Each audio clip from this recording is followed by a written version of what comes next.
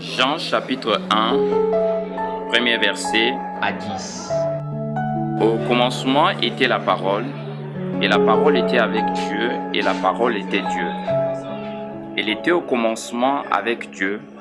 Toutes choses ont été faites par elle, et rien de ce qui a été fait n'a été fait sans elle. En elle était la vie, et la vie était la lumière des hommes. La lumière luit dans les ténèbres, et les ténèbres ne l'ont point reçue. Il y eut un homme envoyé de Dieu, son nom était Jean. Il vint pour servir de témoin, pour rendre témoignage à la lumière, afin que tous crussent par lui. Il n'était pas la lumière, mais il parut pour rendre témoignage à la lumière. Cette lumière était la véritable lumière qui, en venant dans le monde, éclaire tout homme. Elle était dans le monde, et le monde a été fait par elle, et le monde ne l'a point connue. Jésus-Christ de Nazareth, le Sauveur de l'humanité.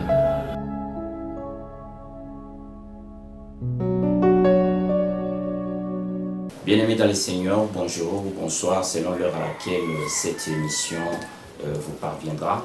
Je suis votre humble serviteur, le pasteur Justin Lomami Mbouli. Nous n'allons pas commencer cette émission sans toutefois dédier à notre Seigneur.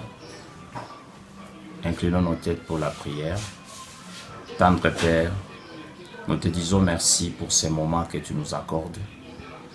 Bénis cette émission. Sois l'alpha et l'oméga de tout ce que nous allons faire. Nous nous remettons entre tes saintes mains. Ouvre les oreilles spirituelles de tes enfants. Ouvre leurs pensées. Laisse que Père éternel, que ces moments soient agréables. Que ce soit une consolation, que tu puisses les bénir. Afin qu'ils puissent captiver leur attention, afin de faire des choses qui soient meilleures dans leur vie. Bénis chacun de nous qui va écouter ces messages et grave ça dans le cœur de tes enfants. Dans les noms puissants de Jésus, nous avons ainsi prié. Amen. Bien-aimés dans le Seigneur, je suis le responsable du centre d'adoration de l'Éternel Bethesda. Aujourd'hui, je voulais faire une émission spéciale. Je suis en train de parler de quelque chose qui nous tracasse tous dans le temps de la fin. Nous sommes dans une période où il y a une pandémie qui menace la planète. Tout le monde est bougé et nous tous, nous sommes dans les bains de ces stress. Nous voulons aujourd'hui parler de quelque chose pour fortifier le peuple de Dieu. Nous voulons vous ramener à la bonne conscience. Nous voulons à ce que le peuple de Dieu puisse avoir du tonus venant de Dieu. Raison pour laquelle aujourd'hui je voudrais présenter une nouvelle émission, une émission chrétienne qui va parler de la vie et société. Dans cette émission, il y aura aussi ce que moi j'appelle MMJC, mariage mers en Jésus-Christ.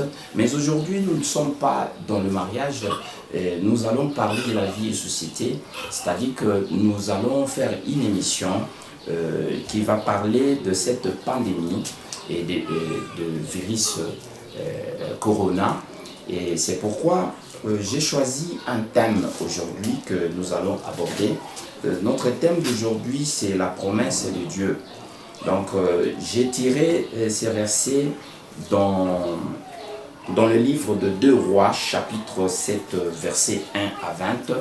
Je vais lire au nom de Jésus-Christ. Élisée dit, « Écoutez la parole de l'Éternel. Ainsi parle l'Éternel.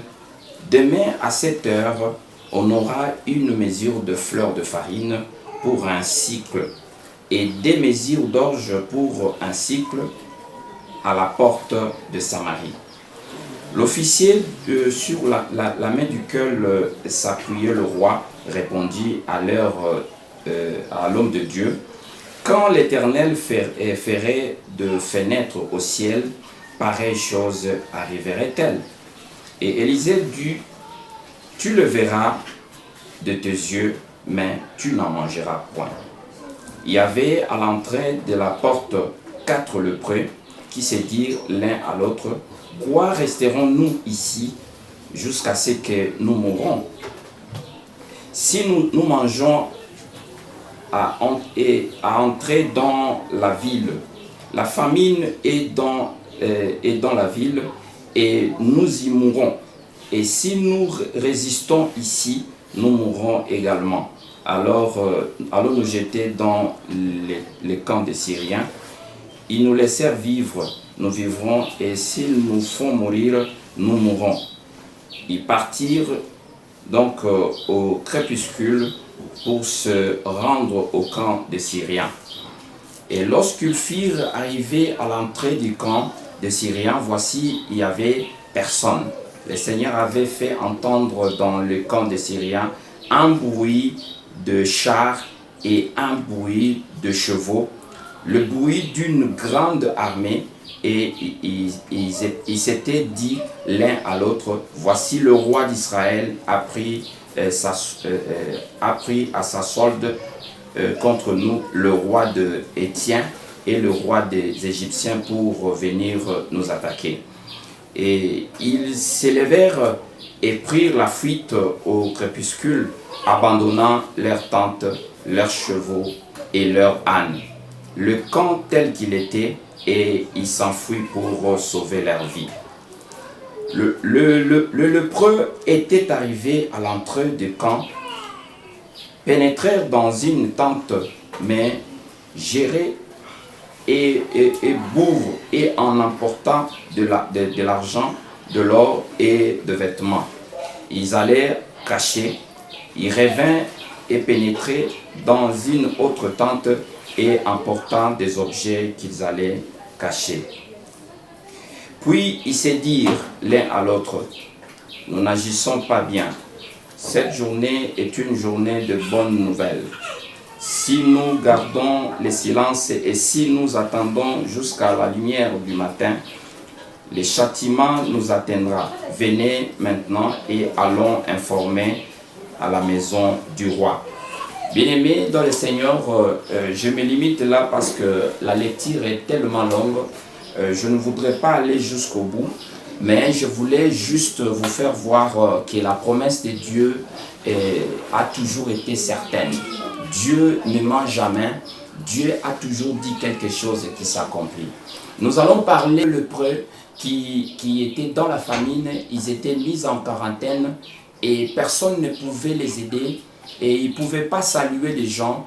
Ils ne pouvaient pas s'approcher des gens parce qu'en Israël, quelqu'un qui était lépreux ne pouvait pas saluer quelqu'un. Comme aujourd'hui, avec notre virus Corona, vous ne pouvez pas saluer quelqu'un parce que vous êtes infecté. Mis en quarantaine et ils n'avaient pas d'espoir. Ils ne pouvaient rien faire. Donc, ils devaient choisir la mort ou la vie, mais ils n'avaient pas de choix. C'est ainsi qu'ils se sont décidés d'aller se jeter entre les mains des ennemis. Donc, ils avaient faim, ils n'avaient rien à manger, alors ils ont décidé d'aller mourir.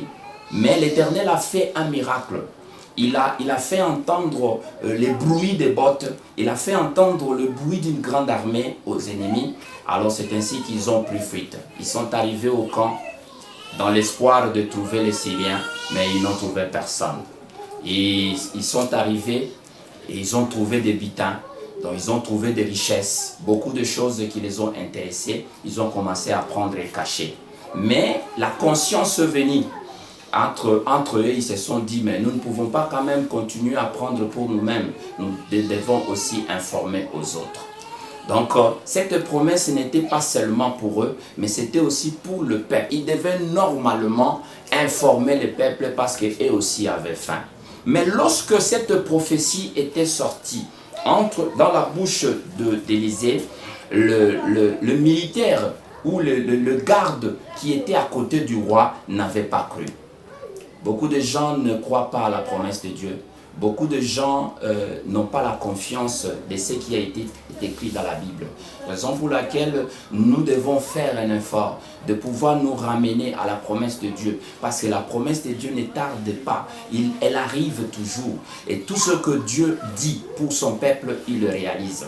La famine était comme aujourd'hui aussi dans notre pays, en RDC, nous sommes dans la famine, et tout est cher, beaucoup de choses ne se font pas voir, il n'y a pas de la nourriture, il n'y a pas d'argent, mais la pandémie est là, mais vous devez être fort.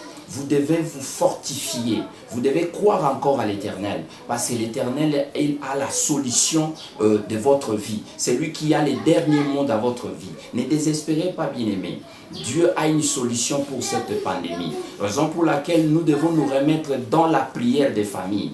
Nous devons nous remettre nous devons demander le pardon à Dieu. Chacun de nous puisse être sage de pouvoir revenir entre les mains du Seigneur pour lui demander pardon. La miséricorde de Dieu viendra et la miséricorde de Dieu trouvera une solution pour cette pandémie. Nous avons confiance aux médecins, nous avons confiance aussi à ceux-là qui ont cette bonne volonté de pouvoir nous aider, mais c'est lui qui peut faire quelque chose, c'est l'Éternel. Il n'y a que Jésus qui peut faire quelque chose, il peut donner un médicament que le monde ne peut pas donner. Raison pour laquelle, malgré que les églises sont fermées, mais on n'a pas fermé le Saint-Esprit. Nous devons créer des cellules de famille. Nous devons prier chez nous à la maison, parce que Dieu est omniprésent, il est omniscient et il est omnipotent. N'oublie pas la promesse de Dieu, bien-aimé. C'est pourquoi aujourd'hui j'ai intitulé ce message « La promesse de Dieu ». Dieu a promis des choses. Il a dit qu'il a un projet de bonheur et non de malheur. Il a un plan merveilleux pour chacun de nous. Il ne va pas nous laisser plonger dans la misère. Il ne va pas nous laisser mourir comme il n'a pas voulu à ce que ses peuples puissent mourir de faim. Il leur avait donné de la nourriture. Mais celui qui n'a pas cru n'a pas mangé. Le général, quand vous lisez ces messages, vous allez voir que le général qui avait boudé, il avait dit que non, c'est impossible. Dieu ne peut pas réduire le prix de la farine. Il ne peut pas réduire le prix de l'huile. Mais Dieu l'a réalisé. Mais les jours où la prophétie s'est réalisée, le monsieur n'a pas mangé. Parce qu'il a été piétiné. Parce qu'il n'a pas cru à la promesse de Dieu. Parce qu'il était un incrédule. Il n'a pas accepté la promesse de Dieu. Ce que Dieu dit, il accomplit toujours. Restez au poste, fidèle au poste.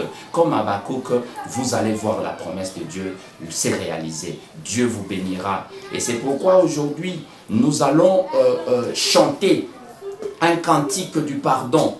Et nous avons un frère qui a chanté une chanson qui va parler du pardon, et il va parler aussi de Goshen. Parce qu'à Goshen, en Égypte, et quand il y a eu des fléaux, les enfants de Dieu étaient préservés. Nous aussi ici en Afrique, même dans le monde, Dieu peut protéger ses enfants. Dieu est le même hier, aujourd'hui et éternellement. Il ne change pas. Nous avons un Dieu puissant. Nous avons un Dieu, c'est lui qui a créé tout. Il a créé les médecins, il a créé les autorités, il a créé tout le monde. Et nous ne pouvons pas nous enlacer de continuer à implorer la grâce du Seigneur. Parce que c'est lui qui est le Seigneur des Seigneurs, le Roi des Rois. Que Dieu vous bénisse, bien-aimés, là où vous êtes. Quand vous allez écouter ces chansons, et méditez ça jour et nuit, et accrochez-vous, Dieu vous bénira. Nous allons écouter cette belle mélodie de notre bien-aimé qui a chanté pour vous réconforter. La Bible dit qu'il est le secours qui ne manque jamais à ses enfants, mes bien-aimés. Il est le secours. Je me souviens de ces villes épées qui étaient abandonnées en dehors de la ville à cause de la lèpre, mes bien-aimés. Ils ne pouvaient pas saluer leurs frères, mes frères. Même leurs maisons, ils étaient interdits. Même leurs femmes, ils ne peuvent pas les toucher. Mais ils demandent toujours la miséricorde. Mais Jésus vint à leur rencontre. Il a prié pour eux et ils étaient guéris. L'un d'entre eux était réveillé pour dire au Seigneur, miséricorde. Oh, miséricorde Seigneur, miséricorde dans le monde. Miséricorde Seigneur, miséricorde dans la vie. Miséricorde, j'ai dit Seigneur, miséricorde. Oh, oh, oh.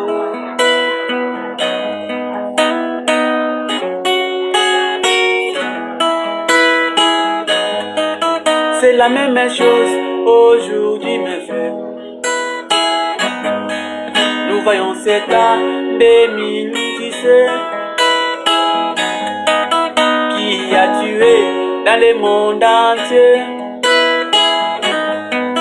Les hommes et femmes sont en quarantaine. Ils ne pouvaient pas saluer les frères, même pas d'entrer dans leur famille, même pas saluer les enfants.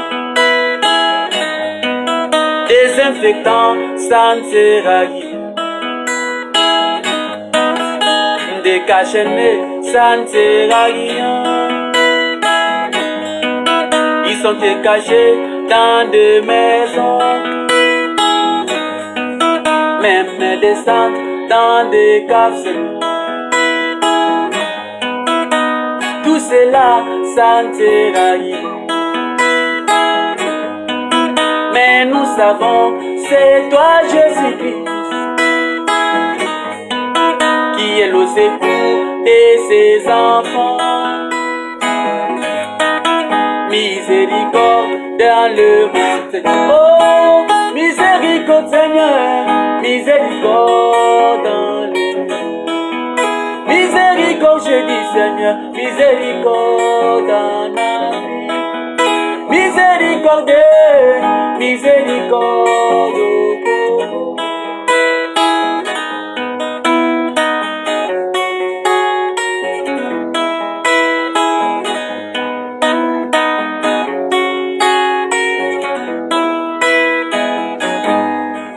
Je me souviens de l'Égypte qui était frappée par les 10 fléaux. Les derniers fléaux, c'était la mort. Dieu dit à Moïse, appliquez le sang dans des laietons, dans la maison des enfants d'Israël aimaient Dieu. Quand l'âge de la mort va bientôt passer, qu'ils trouvent les sang dans des maisons. Quel est ce sang, mes bien-aimés? C'est Christ la parole de notre jour. Oh, miséricorde Seigneur, miséricorde dans le monde. Miséricorde Seigneur, miséricorde au Congo. Miséricorde Seigneur, miséricorde en Europe. Miséricorde Seigneur, miséricorde aux États-Unis. Miséricorde, miséricorde pour les Chinois.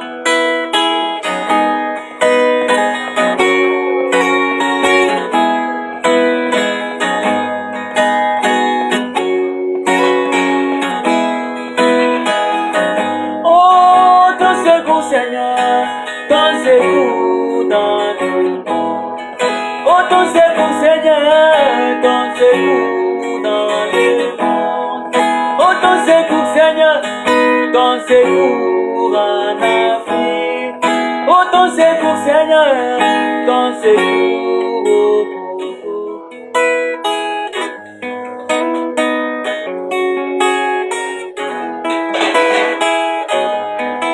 Cette maladie trouble les mondes entier.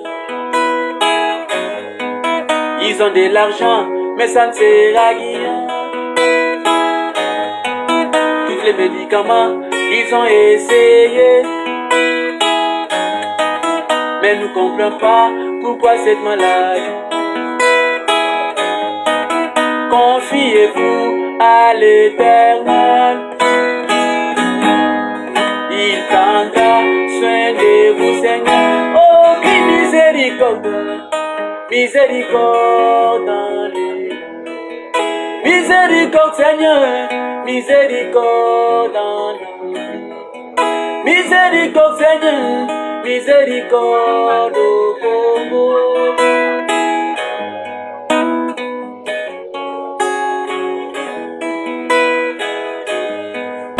Miséricorde.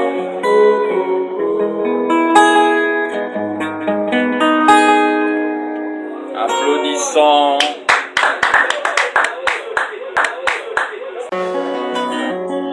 Nous étions bien en Égypte, on mangeait bien, on vivait bien, malgré les fouets des pharaons, malgré les corps de bébés nourris. Il y avait aussi les cimetières pour enterrer nos enfants. Pourquoi tu nous amènes dans le désert, Moïse, juste pour nous tuer? Regarde Pharaon et ses soldats, il arrive pour nous tuer. Quelquefois les épreuves dans la vie d'un chrétien, c'est pour positionner la vie terrestre et préparer la vie céleste.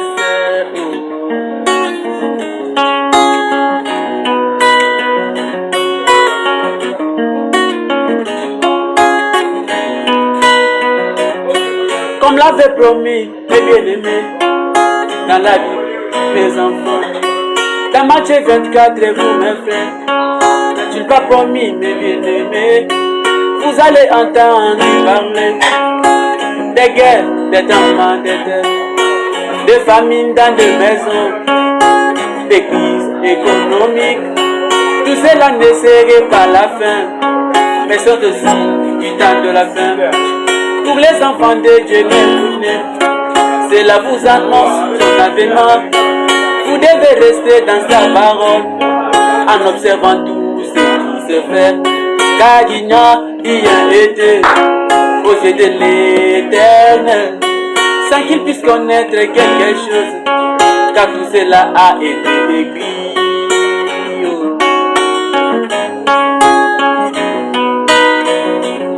Quelquefois les épreuves dans la vie d'un chrétien, c'est pour positionner sa vie terrestre et préparer sa vie future. C'est pour positionner la vie terrestre et préparer la vie céleste.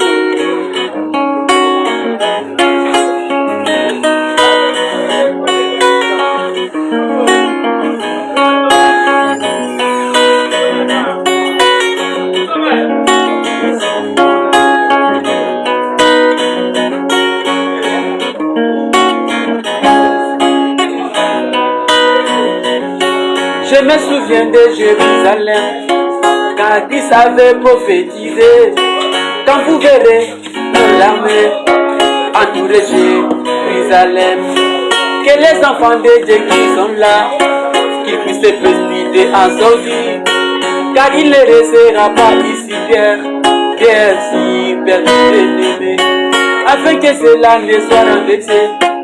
Oh, mes bien-aimés, il est même aujourd'hui, à ces temps du soir, il nous avait promis dans Luc 17, quand vous verrez Sodome et Gomorrhe, retournez encore à ces temps du soir, sachez que son avènement, et prêtez-vous, mes bien-aimés, nous sommes dans la visière.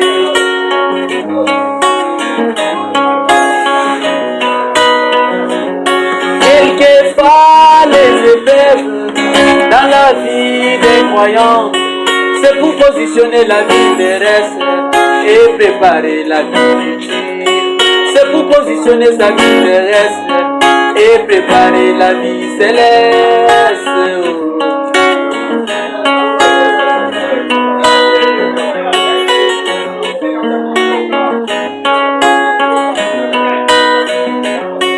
Ne vous étonnez pas mes bien-aimés, si on parle de coronavirus.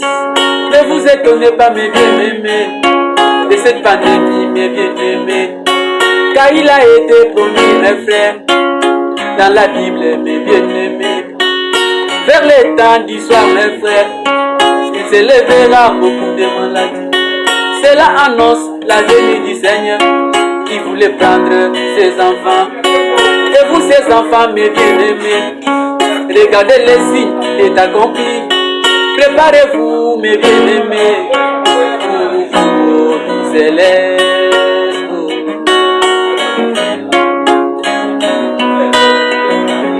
Quelquefois les épreuves dans la vie d'un chrétien, c'est pour positionner sa vie terrestre et préparer la vie céleste. C'est pour positionner la vie terrestre et préparer la vie future.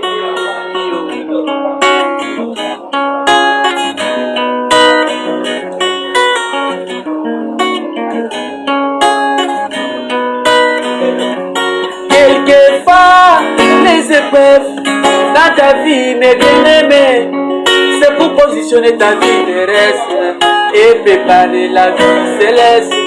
C'est pour positionner ta vie terrestre et préparer la vie future.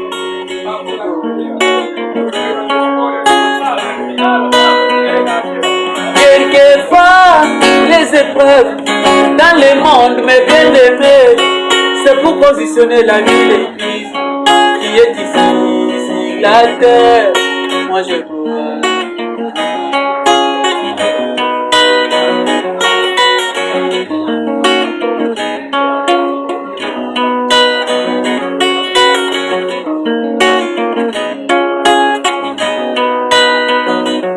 Quelquefois les épreuves dans la vie d'un croyant, c'est pour positionner sa vie terrestre et préparer la vie future. C'est pour positionner sa vie terrestre et préparer la vie du ciel. C'est pour positionner sa vie terrestre et préparer sa vie céleste. C'est pour préparer sa vie future. Applaudissons. Que Dieu te bénisse. Nous sommes dans Bethesda TV. C'est une chaîne qui vous promet le salut. C'est une chaîne qui ne va pas vous enchaîner. C'est une chaîne qui vous libère. Je suis la voix de celui qui crie dans le désert. Raison pour laquelle je compatis à la misère de tout le monde. Je compatis à tous ceux-là qui sont en train de pleurer en ces moments. Mes condoléances à toutes les familles du monde qui ont perdu les êtres chers. Je dis merci parce que vous m'avez accueilli dans votre maison. Je dis merci parce qu'il a permis à ce que je puisse me tenir devant vous aujourd'hui. Et je dis merci à tous ceux-là qui donnent des dons pour satisfaire aux besoins des plus démunis. Je dis merci à nos autorités qui nous donnent de moyens pour pouvoir nous préserver de cette pandémie. Et que Dieu bénisse la RDC, que Dieu bénisse le monde entier, que Dieu bénisse tous les scientifiques qui se sont mis à pied d'œuvre pour trouver la solution à cette pandémie. Je sais que Dieu est fidèle et il ne nous abandonnera pas. Que Dieu vous bénisse. Nous te disons merci Seigneur, parce que tu as été l'alpha et l'oméga dans cette émission. Merci parce que tu as permis à ce que je puisse entrer dans ces maisons pour consoler tes enfants dans ces moments difficiles. Laisse que tout ce que nous avons prêché soit gravé dans leur cœur.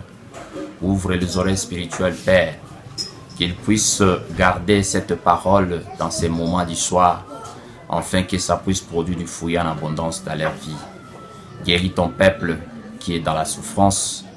Laisse que Père, que tu puisses donner un médicament que le monde ne peut pas donner.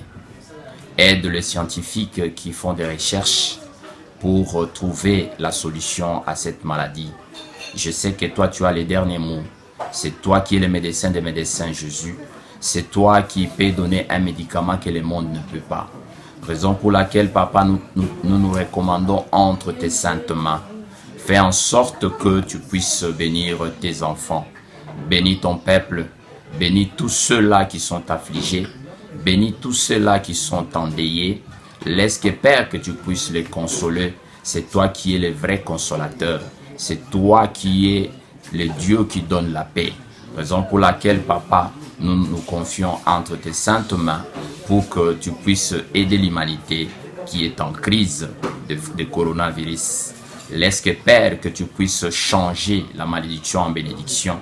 Accorde-nous miséricorde, Père, pour tout déraillement, pour tout ce que nous avons fait en mal. Dans les noms puissants de Jésus, nous avons ainsi prié. Amen.